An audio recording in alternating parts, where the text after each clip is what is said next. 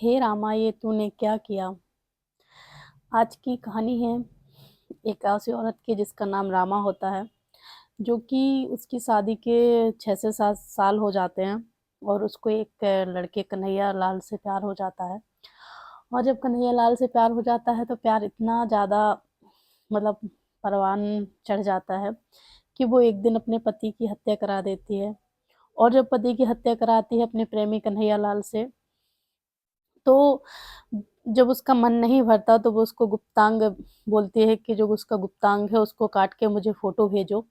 और जब वो उसका गुप्तांग की फ़ोटो कन्हैया लाल अब रामा को भेजता है, तो वो देख के इतनी ज़्यादा खुश हो जाती है कि अपने प्रेमी कन्हैया लाल की मेहंदी अपने हाथों में लगा लेती है और मेहंदी लगा के, झूम के नाच पड़ती है।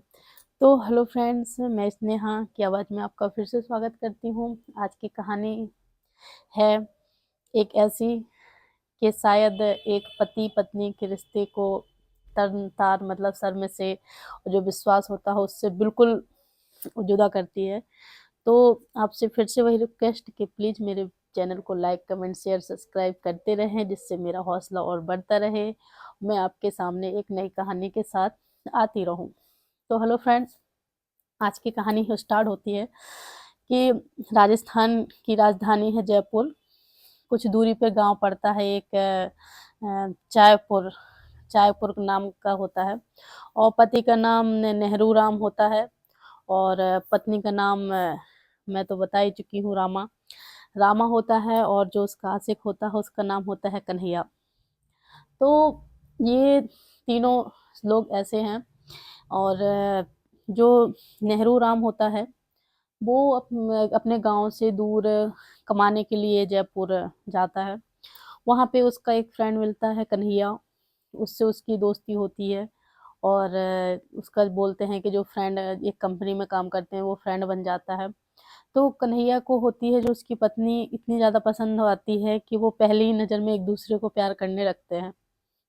तो एक दूसरे को दोस्तों प्यार करने लगते हैं जब, तो कन्हैया सोचता है जो राम नेहरू राम था, वो उसने अपना जो रूम था वो थोड़े दूर लेके रखा हुआ था।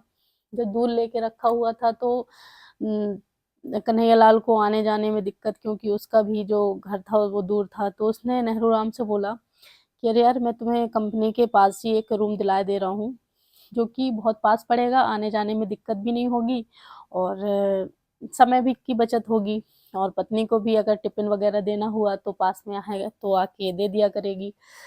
तो नेहरू राम भी बोला कि चलो कोई बात नहीं, इससे अच्छा क्या हो सकता है। तो बोलता है कन्हैया ने एक अच्छा सस्ते में रूम दिला दिया नेहरू राम को।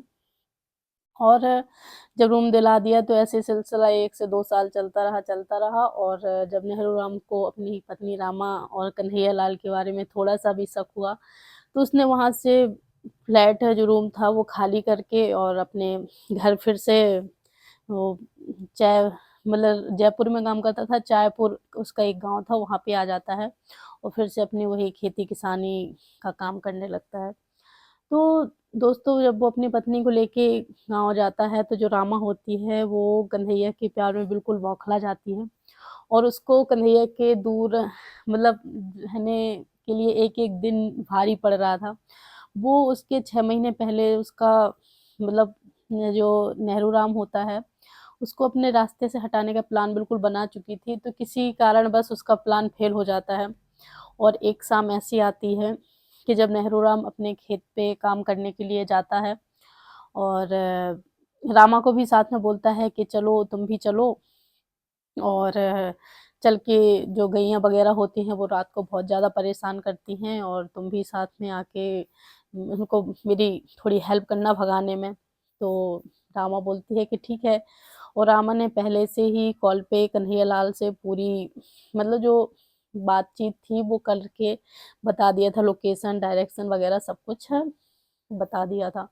तो जैसे ही वो रात को जाती है तो खेत पे एक जो झोपड़ी-पट्टी होती है, जो पन्नी डाल के बना के देते, जैसे बारिश वगैरह होती है गाँव में देखा होगा कि खेतों पे जिनको म्याड़ पे कुछ घास की खोली टाइप की बन जाती है, वैसे बनी हुई थी।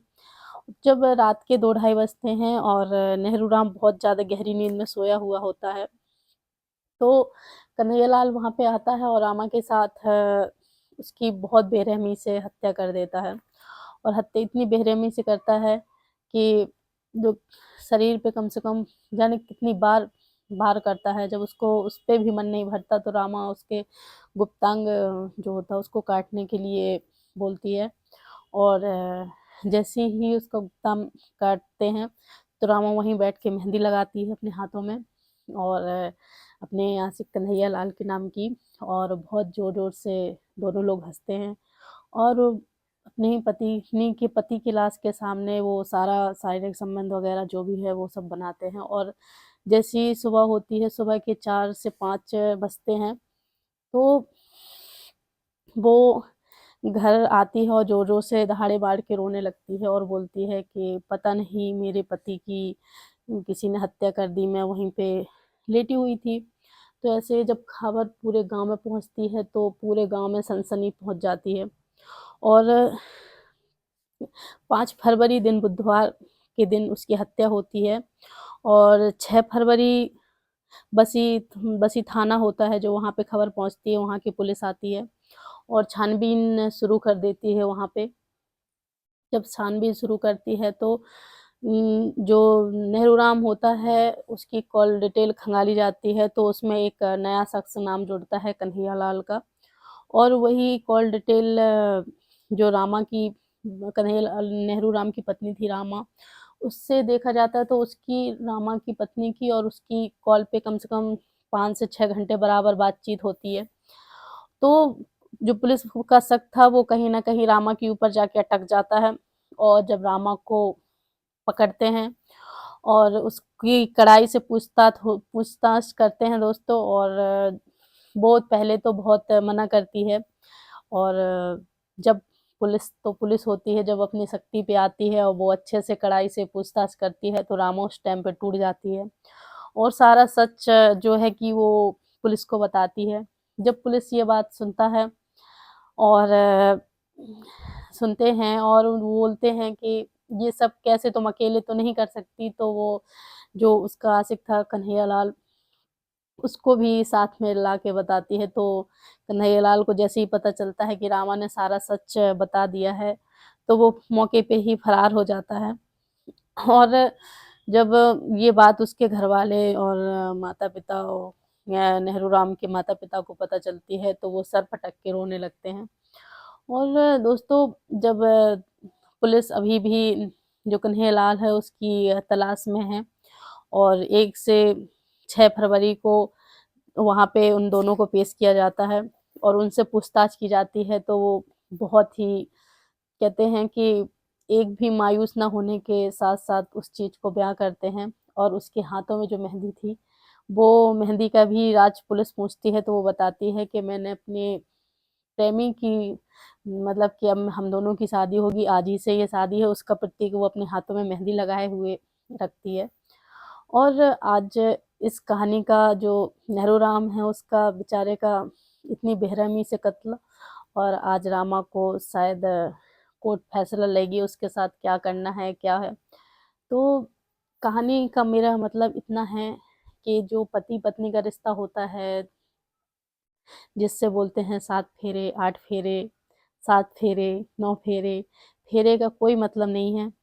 रिश्ता दिल से होता है और एक दूसरे के लिए रिस्पेक्ट, कदर जो होती है वो दिल से होती है। बस मेरे कहने का मतलब ये है, अगर आपको कोई भी शख्स पसंद ना हो, उससे कानून ने बहुत ज़्यादा उसके दायरे बनाए हुए हैं, तलाक से लेके कुछ भी आप कर सकते हैं, पर इतनी बेरहमी से किसी का कत्ल करने का, जान लेने का आपका कोई अधिकार नहीं है।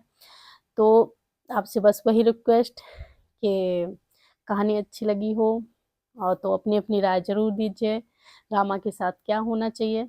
आप लोग भी कमेंट बॉक्स में मुझे बताइए। और कहानी अच्छी लगी हो तो वीडियो को लाइक, शेयर, कमेंट ज़रूर कर दीजिए, जिससे मेरा हौसला बढ़ता रहे और आपके सामने फिर से मैं एक नई कहानी के साथ आ सकूँ। तो आपको वीडियो कैसी लगी? अच्छी लगी हो तो कमेंट, शेयर करना ज़रूर करें। मिलते हैं नेक्स्ट कहानी के साथ, तब तक के लिए बाय बाय।